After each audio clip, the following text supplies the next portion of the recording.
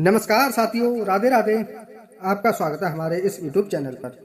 साथियों, आज की कहानी हम आपके लिए बहुत ही ज्ञानवर्धक एवं मोटिवेशनल लेकर के हाजिर हुए हैं। साथियों, आज की कहानी का टाइटल आपको चौंका देगा। जी हाँ साथियों, आज की कहानी का हमारा टाइटल है, साथियों, माता लक्ष्मी ने कहा है कि भूलकर भी अपने घर की यह 6 चीजें किसी दूसरी स्त्री को नहीं देनी चाहिए, नहीं तो साथियों कंगाल हो जाओगे। जी हाँ साथियों, मैंने कहा ना, आज का टाइटल देखकर आप चौंक जाओगे। जी हाँ साथियों, आपने सही सुना। भूलकर भी अपने घर की यह 6 चीजें किसी दूसरे को नहीं देनी चाहिए, नहीं तो साथियों गरीबी आ जाएगी, बहुत ही तंगी छा जाएगी। साथियों, माता लक्ष्मी ने स्वयं कहा है। तो साथियों, यही जानने के लिए हमारी इस वीडियो में शुरू से एंड तक जरूर बने रहें। यदि साथियों आज की हमारी यह वीडियो शुरू से एंड तक आपने देख ली, तो साथियों आपके घर से माँ लक्ष्मी कभी भी निराश नहीं होंगी, वह हमेशा आपके घर में ही निवास करेंगी। साथियों, आज की यह कहानी आपको शुरू से एंड तक देखनी होगी, तभी आपको साथियों इस वीडियो का लाभ मिल सकता है। तो आइए साथियों, देर न करते हुए इस कहानी को प्रारंभ कर लेते हैं। साथियों, किसी राज्य में एक सेठ रहा करते थे और उसकी बीवी का नाम साथियों कीर्ति था।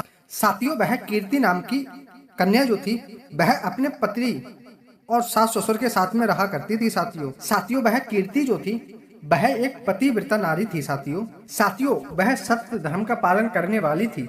साथियों, उस कन्या का स्वभाव बहुत ही दयालु था, क्योंकि साथियों उसके दिल में हमेशा दूसरों को लिए ही प्यार भरा रहता था।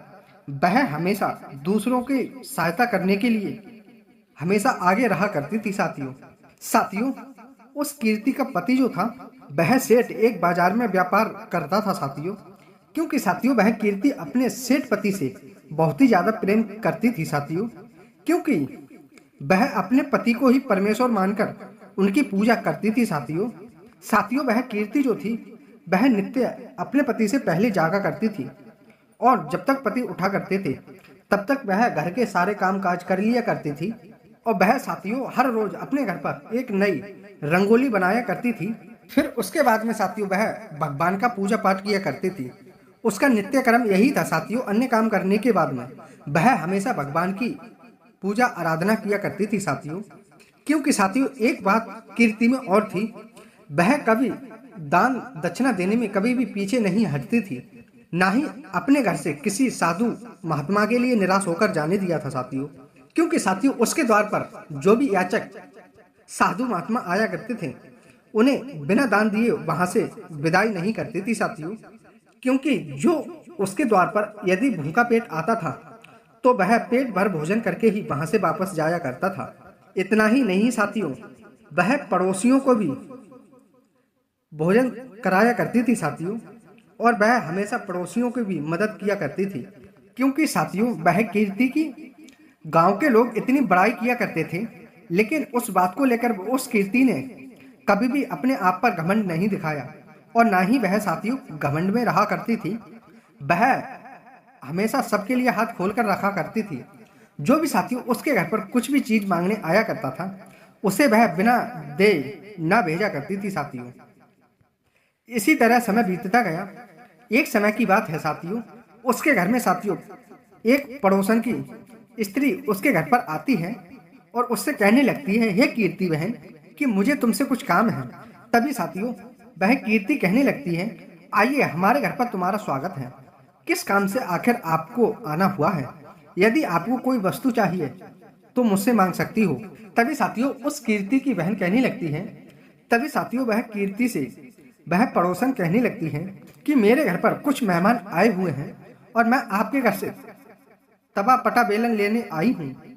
कुछ समय के लिए तुम अपने पटा बेलन तवा यदि दे दोगी तो मैं अब उन मेहमानों के लिए खाना खिला दूंगी। कुछ देर के बाद मैं तुम्हें वापस लौटा दूंगी। तभी साथियों वह कीर्ति कहने लगती है, हे बहन, इसमें ना देने की क्या बात है?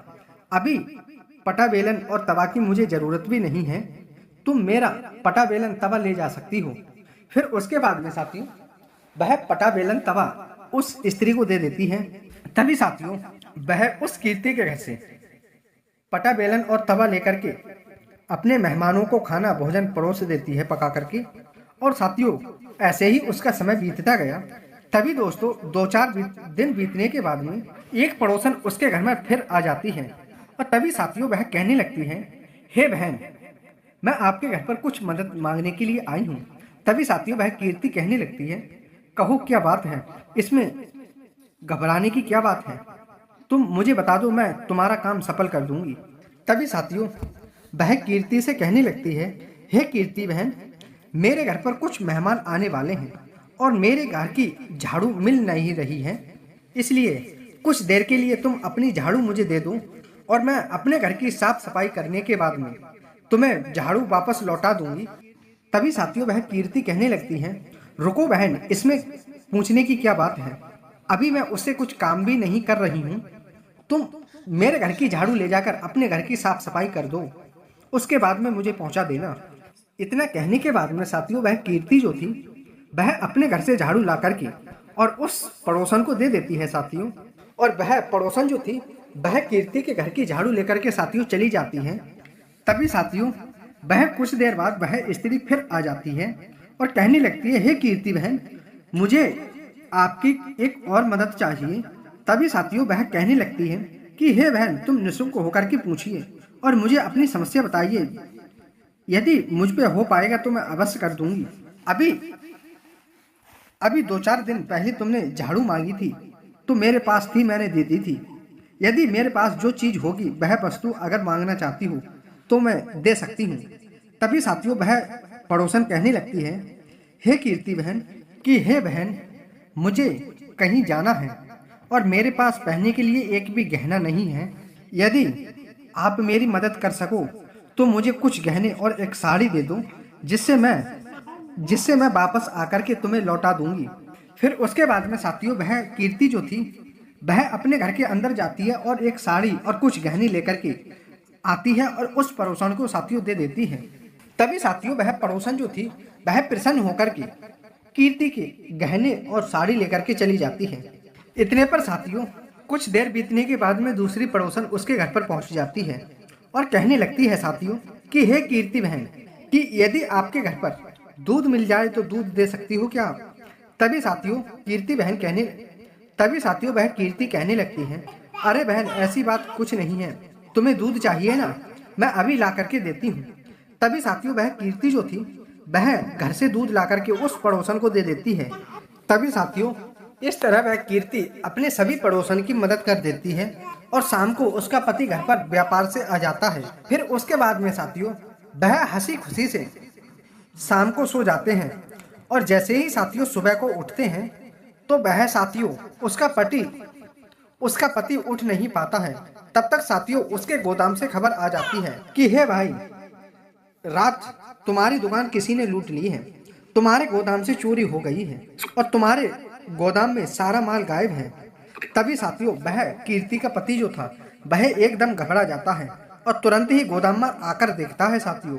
और तुरंत ही साथियों गोदाम पर आकर देखता है तो साथियों वह देखता है कि उसका सब माल किसी ने लूट लिया है और वह देखता है कि उसके दुकान में जो भी धन दौलत जो थी और जितना गल्ला था वह सभी चोरी हो चुका है साथियों। फिर उसके बाद में साथियों वह दुखी होकर के घर पर वापस आता है और तभी साथियों अपनी पत्नी कीर्ति के लिए सारी बात बता देता है, जिसे सुनकर के साथियों वह कीर्ति जो थी वह बहुत ही दुखी हो जाती है। तभी साथियों वह कीर्ति कहती है, आप चिंतित मत होना, हमारे घर पर और धन है, उससे फिर व्यापार तुम चालू कर लेना, कोई बात नहीं है, वह चोरी करके ले गया है, ले जाने दो। फिर उसके बाद में साथियों वह कीर्ति जो थी जैसे ही अपने पति की बात मान करके वह धन दौलत लेने के लिए जाती है तो वह देखती है घर में भी धन देखती है तो वह तिजोरियां सभी खाली थी, घर में बिल्कुल धन नहीं था साथियों, क्योंकि साथियों उसके घर का भी माल सब चोरी हो चुका था। यह देख करके साथियों वह कीर्ति जो थी वह बहुत ही दुखी हो जाती है। उसे यह भी समझ नहीं आ रहा था साथियों कि यह कैसे हो गया है। तभी साथियों उस कीर्ति का पति सेठ कहने लगता है कि तुम मुझे सच सच बताओ कि आखिर हमारी तिजोरी में रखा हुआ धन कहाँ गया। तभी साथियों कीर्ति कहने लगती है कि हे स्वामी, मैं घर पर ही थी और सारा धन इस तिजोरी में ही था, पता नहीं किसने चुरा लिया है। तभी साथियों कीर्ति कहने लगी कि तुम परेशान मत होना, हम कोई ना कोई उपाय जरूर ढूंढ लेंगे। तभी साथियों वह कीर्ति का पति सेठ कहने लगता है, ये तुम्हारे ही कर्मों का फल है। तुम जो पड़ोसन को और गांव के लोगों को घर पर बुलाती हो और घर पर बैठकर खिलाती हो, यह इसके ही परिणाम आपको भोगने पड़ रहे हैं। और इन्हीं में से किसी ने हमारा घर का सारा पैसा चुरा लिया है। तभी साथियों कीर्ति का पति गुस्से में आकर के उसे बुरा भला कहने लगता है साथियों। फिर उसके बाद में साथियों उसके सास ससुर भी उसे बुरा भला कहने लगते हैं। तभी साथियों वह अपने पति से कहने लगती है, हे स्वामी, मैंने अपने कुछ गहने एक पड़ोसन को दे दिए हैं, रुको मैं अभी उनसे गहने लेकर के आती हूँ। तभी साथियों वह कीर्ति जो थी उस पड़ोसन के घर पर जाती है तो वह देखती है कि वह पड़ोसन ही नहीं है, घर पर ताला लगा हुआ है और साथियों वह पड़ोसन कीर्ति के गहने लेकर के भाग गई थी। तभी साथियों उसका पति कहने लगता है कि हे कीर्ति, तुम बड़ी बेवकूफ हो, तुम्हारी ही वजह से सारा धन दौलत हमारी आज नष्ट हो गई है। तुम्हारे दान देने के कारण ही आज हम पर यह मुसीबत आई हुई है। तभी साथियों कीर्ति कहने लगती है, हे स्वामी, आपके सिवा मेरा कोई नहीं है, भला मैं आपको छोड़कर कहाँ जाऊं।